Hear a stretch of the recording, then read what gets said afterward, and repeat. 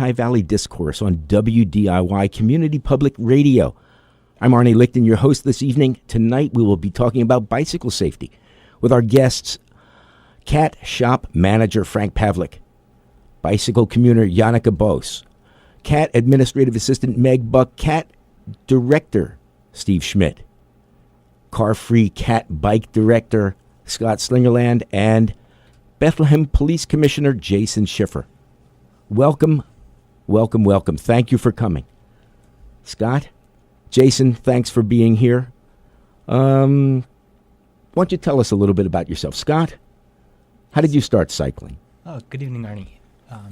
How did I start cycling? I guess, as many of us growing up as children, bicycle is a form of exercise, a form of recreation, and in my neighborhood, kids rode bikes. So at a young age, kind of like every other kid, but then finding that the freedom of being able to ride to school or the freedom of being able to ride to the store, really at a young age, it lets a child grow and get responsibility, and I enjoyed that. Commissioner Schiffer, how about you? Well, much like Scott, I had a passion for cycling as a child and grew up around a bunch of young individuals who raced BMX bikes. So I got into racing at a young age, and so biking, off-road, jumping, doing all those fun things was a passion of mine. And then as I grew a little bit older, in my early 20s, I started mountain biking and really started to fall in love with that. And at age 24, I was hired here in Bethlehem as a police officer, and at that time we had just started a mountain bike unit. And when I got to see that, I thought that is the coolest job anybody could ever have. And I decided that that's where I wanted my career path to go. And fortunately, in 1998, I was selected to be one of our mountain bike officers. And so for a good 10 years out of my career, I was either a full-time mountain bike officer or in charge of that unit, and really got to experience what I still think was the greatest job anybody could ever had. Police officer here in the great city of Bethlehem, riding a bicycle, and just has been fantastic. And you're a multi-gold medal winner, I hear? So they say, yeah. In the International Police Mountain Bike Association Conference, huh? Yes. Well, that's great. So we want to talk about bicycle safety and what makes Bethlehem and the Lehigh Valley such a great place to ride bicycles. So why don't you tell us a little bit about that? I'd love to talk about that, Arnie. Please. Bicycle safety is such a valuable component of riding a bicycle, not only for the aspect of as a subject or as a class, but it can save your life, number one. Number two, it can make your ride much more enjoyable when you feel that you're riding as part of the flow of traffic and not an outlier to traffic. So you can interact on the streets, and bicycle safety is something that everybody needs to learn directly by riding a bicycle, and not from an abstract sense of bicycles are over there, cars are over here, but bringing everything together and a structured program like the programs we offer at CAT, Traffic Skills 101, I think we might talk about a little later, but... well, what is CAT? Okay. Okay. Let me introduce CAT, Coalition for Appropriate Transportation. We are an educational-based nonprofit group based in Bethlehem, but serving the entire Lehigh Valley in the form of not only promoting bicycles, but mass transit and pedestrian facilities.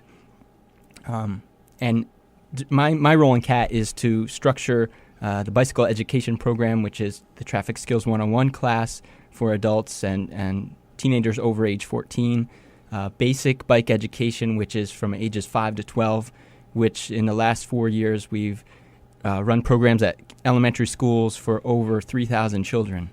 So it's getting the word out, education as an awareness-building thing in people's minds, which is very cheap dollar-wise, but it can reach and change people's mindset for how to ride a bicycle. Have you seen any improvement in bicycle skills and following the law, Commissioner?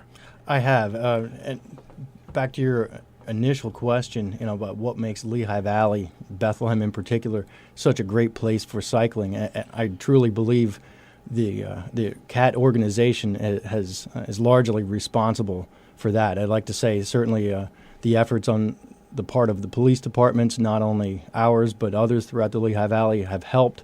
But specifically what Scott just spoke about, the education of our youth, especially at those ages like 5 through 12, that is so critical. In my opinion, even if those children never grow up to be adult cyclists and that's their passion, getting the education in them at that early age, when they become drivers of motor vehicles, they will have an understanding and appreciation and a respect for cyclists riding on the roadway and understand that. And I think that's one of the biggest things that lacks in our society in general across this country, that I think, number one, we don't take driving a motor vehicle as seriously as it needs to be taken, and we certainly don't take the riders of bicycles in traffic as seriously as it needs to be. And I think that that can be changed if we start early and ingrain that in our youth, that the rights and responsibilities of both bicyclists and the drivers of motor vehicles, and if we get that education going at the right time,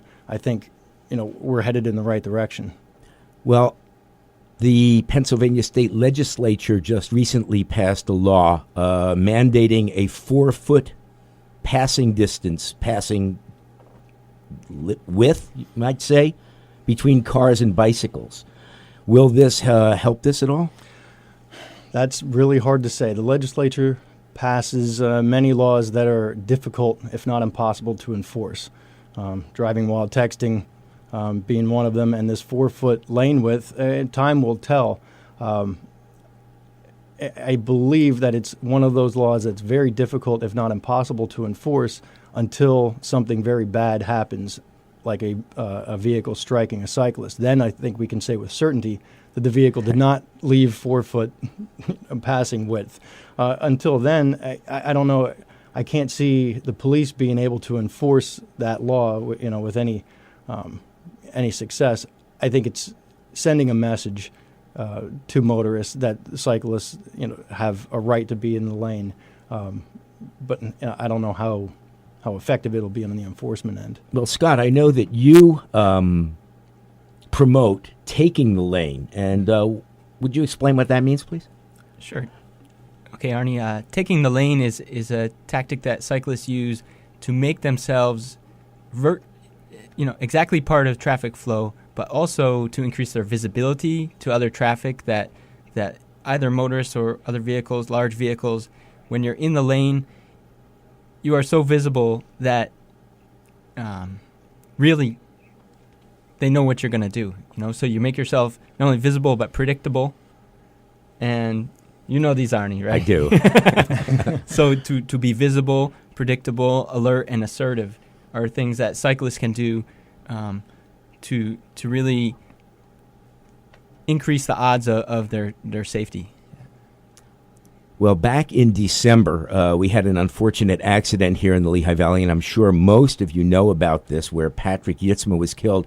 And I know that both you, Commissioner Schiffer, and Kat together were instrumental in putting together the Patrick Yitzma Ride of Respect. And why don't you tell us a little bit about that, please?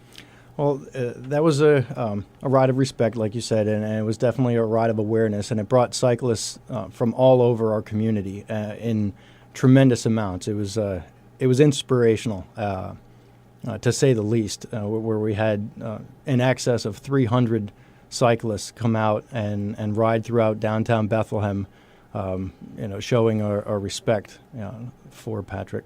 What was it like to run that through traffic that night? From my perspective, it went very smoothly. I rode at the front of the pack, and to me, it was inspirational to be part of that.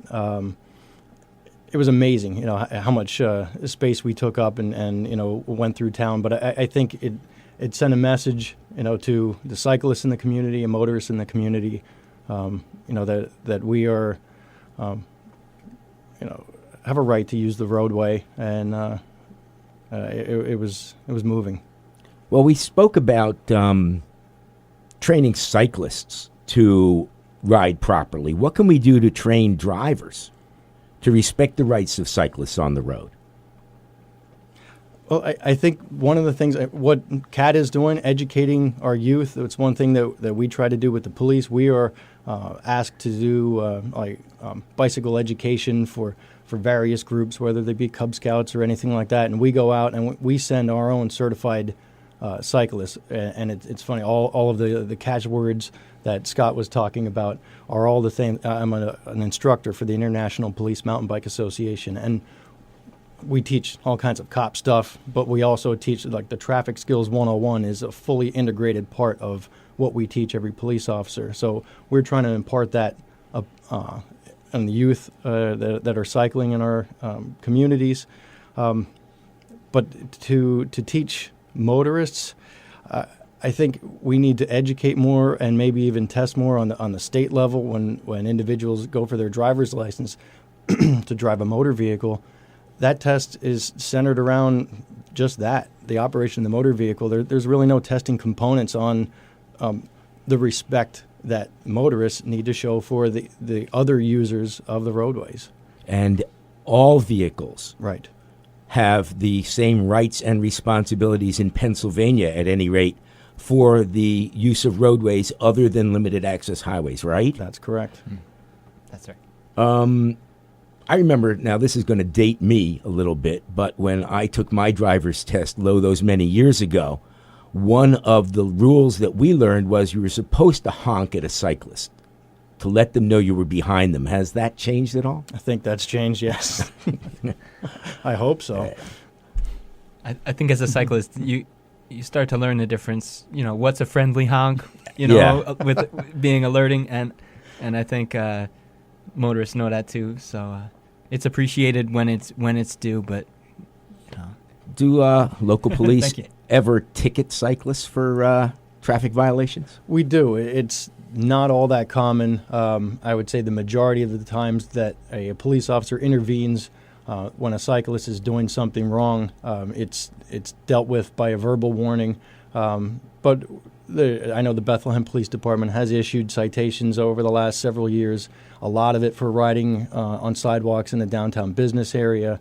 I know a few for periods for the required lighting and not having the proper headlamps or rear reflectors or rear lighting.